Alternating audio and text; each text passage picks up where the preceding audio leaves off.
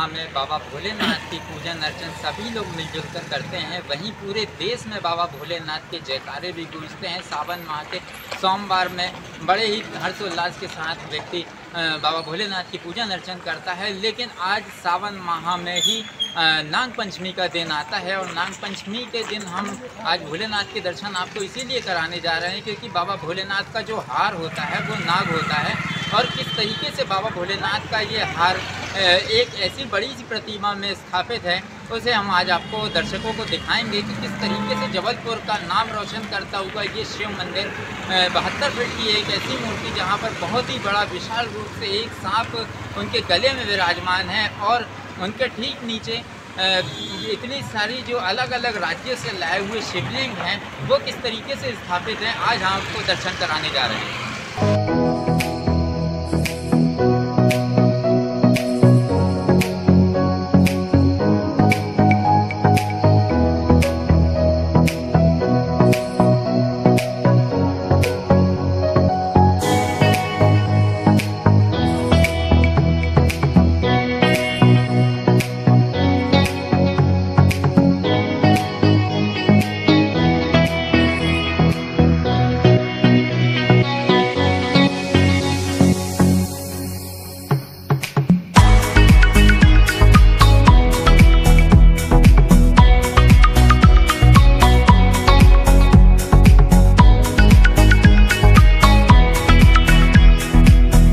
हमने आपको बताया था कि यहाँ पर 72 फीट की ये विशाल प्रतिमा है जहाँ पर 12 ज्योतिर्लिंग है।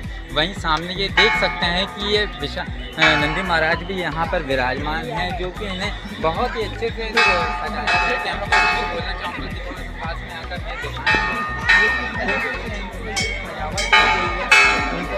डेकोरेशन किया गया है, हर तरीके से माला बनाई गई है, उनको बैठने के लिए बनाए गए। यहाँ मान्यता है कि बाबा भोलेनाथ इनके ऊपर बैठकर कहीं पर भी यात्रा करते थे। अब यहाँ हम आपको आज दर्शन कराने जा रहे हैं जबलपुर के विशालकाय जो कि 72 फीट की शिव प्रतिमा है।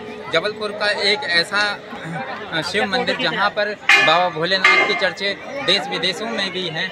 आज हम आपको दिखाएंगे। कैमरामैन से मैं बोलना चाहूँगा कि बाबा भोलेनाथ के दर्शन कराएं क्योंकि ये बाबा भोलेनाथ 72 फीट की ये प्रतिमा है जो कि शेर के हाल में बैठे हुए हैं और देखने ही योग्य बनता है क्योंकि यहाँ पर दूर दराज से लोग आते हैं और बाबा भोलेनाथ का दर्शन करते हैं। आइए कुछ दर्शकों से भी हम जानकारी ले लेते हैं कि ये कब से यहाँ पर आ रहे हैं और उन्हें कैसा लग रहा है।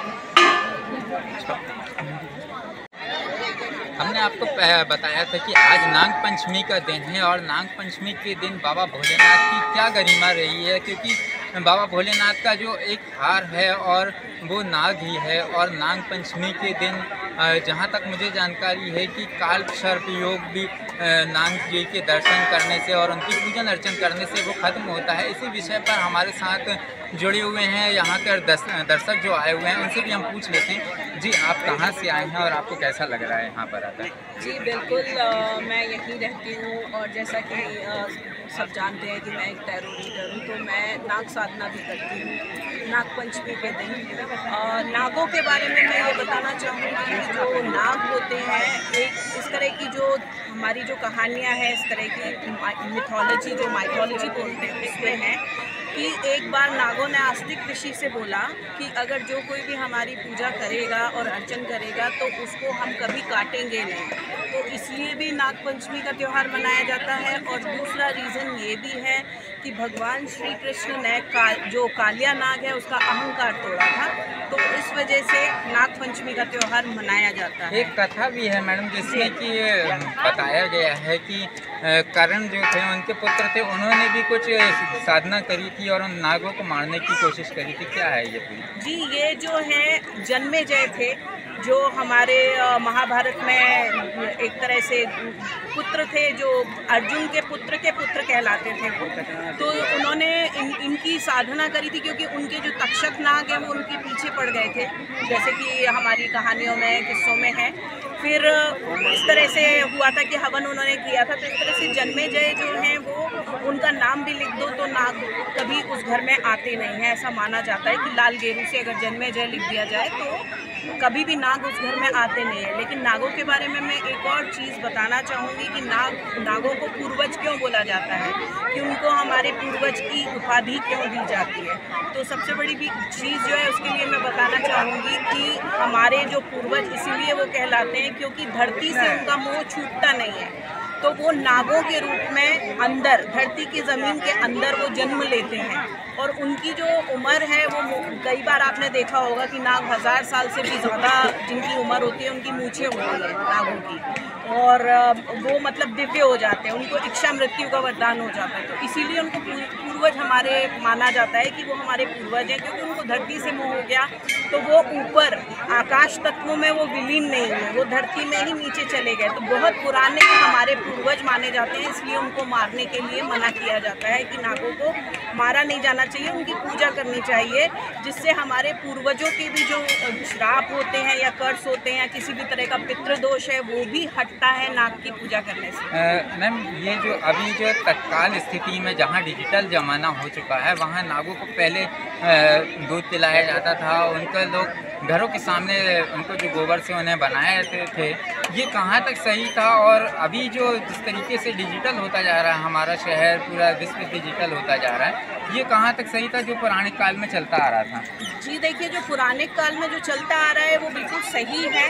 जिस तरह से हमारे अभी रिसर्च हो रही है और रेप्टिलियंस आपने देखा होगा, जैसे हम लोग बहुत सारे बहुत सारे चैनल्स जो हैं, जो डॉक्यूमेंट्री चैनल्स हैं जो ऑलरेडी रिसर्च कर रहे हैं, तो उसमें दिखाया जा रहा है रेप्टिलियंस किस में आते हैं, जैसे कि हमारे गिरगिटान हुए या छिपकलियाँ हुई या सरपेंट्स हुए। सरपेंट्स मतलब नाग, तो वो जो होते हैं वो धरती के नीचे रहते हैं, उनकी एक कॉलोनीज़ होती हैं। तो वो आपने यूएस में देखा होगा कि बहुत सारी जगह रिसर्च चल रही है कि एलियंस भी हैं। वो एलियन नहीं है, एक्चुअली वो धरती पे हम जैसे मनुष्य रहते थे वैसे ही वो लोग भी पहले रहते थे, लेकिन उनको रेप्टिलियंस को एक तरह से उनके पास ज़्यादा पावर्स होती हैं कि वो इंसान के रूप में, कई बार रेप्टिलियंस हमारे बगल से इंसान के रूप में से भी निकलेंगे तो हम उनको पहचान नहीं पाएंगे। इसी तरह हमारी हज़ारों साल पहले भी आप अगर कुछ मूर्तियों में देखेंगे कि जो धड़ है मनुष्य का है और जो शरीर है वो सांप का है। आइए, नाग पंचमी के दिन आज हम आपको दर्शन कराते हैं जो कि अलग अलग राज्यों से ज्योतिर्लिंग यहाँ पर स्थापित हैं। 12 ज्योतिर्लिंग यहाँ पर स्थापित हैं, उनके आज हम आपको दर्शन कराने जा रहे हैं। ये जो एक गुफा बनी हुई है, जो भोलेनाथ की ये प्रतिमा है, विशालकाय प्रतिमा जो आप देख रहे हैं, उसके जस्ट नीचे ही 12 ज्योतिर्लिंग हैं स्थापित, जो कि अलग अलग राज्यों से यहाँ पर लाई गई हैं। आइए हम आपको दर्शन कराते हैं।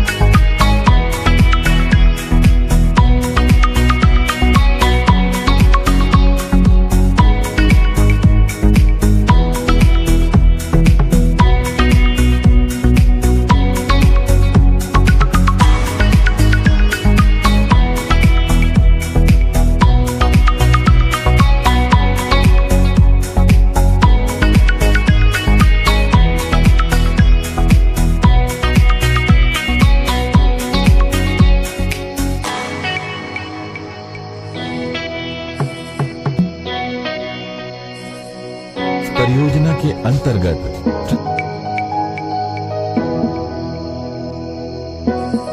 लेते हैं जी। आप लोगों को कैसा लग रहा है यहाँ पर? यहाँ पे लोगों को बहुत ही अच्छा लग रहा है। जैसे यहाँ पे काफ़ी टाइम के बाद हम लोग आए हैं और आज तो बहुत ज़्यादा भीड़ लग रही है। नाग पंचमी में बाबा भोलेनाथ के दर्शन कर रहे हैं, आप लोग को क्या लगता है कि मनोकामना पूरी होती है? हाँ, यहाँ पे आने से तो कोई मनोकामना पूरी होती है, तभी बहुत दूर तक से। कहाँ से आए हैं आप लोग? मैं तो रीवा से आई हूँ। जी, जिस तरीके से देखा जा सकता है कि अलग अलग शहरों से लोग यहाँ पर बाबा भोलेनाथ के दर्शन करने आए हैं, और लोग भी हैं, से पूछ रहे हैं जी क्या लगता है आपको आज जो आप लोग दर्शन कराने आए हैं यहाँ पर? कैसा आप लोग कौन कौन आए हैं पूरे? मैं, मम्मी, पापा, फ्रेंड और हम सब आए हैं साथ में दर्शन करने के लिए। जी, तो कितने समय से यहाँ पर आ रहे हैं? रहने वाले हैं जी, जिस तरीके से बताया गया कि रीवा से, जबलपुर से और अन्य ज़िलों से लोग यहाँ पर बाबा भोलेनाथ के दर्शन करने के लिए आते हैं। हम आपको दर्शन भी करा रहे थे बाबा भोलेनाथ के ज्योतिर्लिंग के, जो कि ये देख सकते हैं कि अलग अलग ज्योतिर्लिंग हैं, 12 ज्योतिर्लिंग।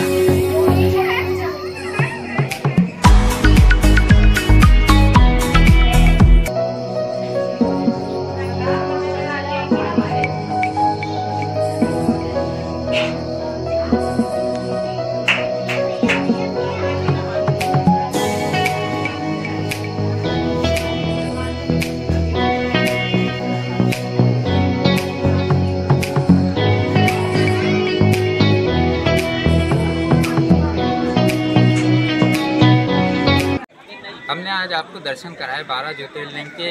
अब हम यहाँ पे जो मौजूद हैं दर्शक, उनसे भी बात कर लेते हैं। जी, आपको कैसा लगा ज्योतिर्लिंग के दर्शन करने? जी, कहाँ से आए हैं आप लोग? कितने सालों से यहाँ पर आ रहे हैं? मैं मानता है कि यहाँ बाबा भोलेनाथ के दर्शन करने से मनोकामनाएं भी पूरी होती हैं। कहाँ तक ऐसे?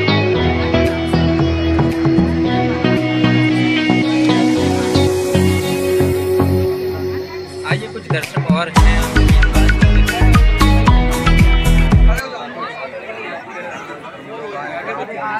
मेरा नाम अशोक कुमार साथी है, पाटन तहसील का हूँ। मैं कचना सिटी में दर्शन भोलेनाथ के करने आया हूँ।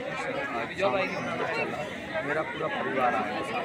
नाग पंचमी भी है, तो आप लोगों को क्या लगता है आज के दिन आना?